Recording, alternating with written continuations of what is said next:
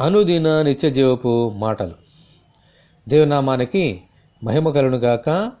దేవుని వాక్యాన్ని చదువుకుందాము.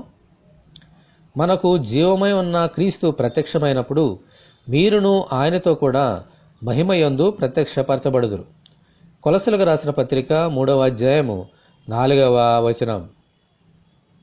ప్రభు ఈ లోకంలోనికి వచ్చినప్పుడు మనవలే మట్టి శరీరము ధరించి కన్య అయిన మరియ గర్భమందు ఈ లోకములో అవతరించారు. హల్లెలూయా.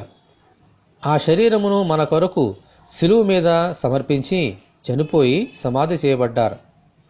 అయితే ఆయన తిరిగి లేచినప్పుడు ఈ మట్టి శరీరమును విడిచిపెట్టి మహిమగల శరీరమును ధరించి పరలోకమునకు హెచ్చింపబడి దేవుని చేత మహిమపరచబడ్డారు. ఆమెన్.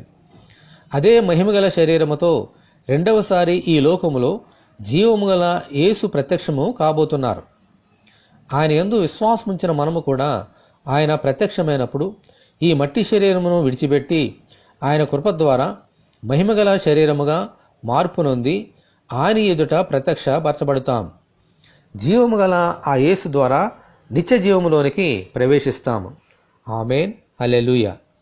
ఇటువంటి గొప్ప నిరీక్షణతో విశ్వాసముతో ఈ లోకములో ముందుకు సాగిపోదాము. దేవునికి స్తోత్రము కలుగునుగాక. ఆమెన్. ఇటువంటి కృప కొరకు మనమందరము దేవుని ప్రార్థన చేసుకుందాము.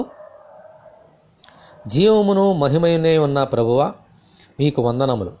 మీ మహిమగల శరీరముతో రెండవసారి ప్రత్యక్షము కాబోచున్నప్పుడు మేము కూడా మార్పు నొంది మీ ఎదుట ధైర్యముగా నిలవబడినట్లును మీ నిత్య జీవములోనికి ప్రవేశించినట్లును మీ కృపతో అనుగ్రహించమని, ఈ వాక్యము వింటున్న నీ బిడ్డలందరినీ అలాగున దీవించమని ప్రభు అయిన యేసుక్రీస్తు ద్వారా ప్రార్థన చేయుచున్నాము తండ్రి.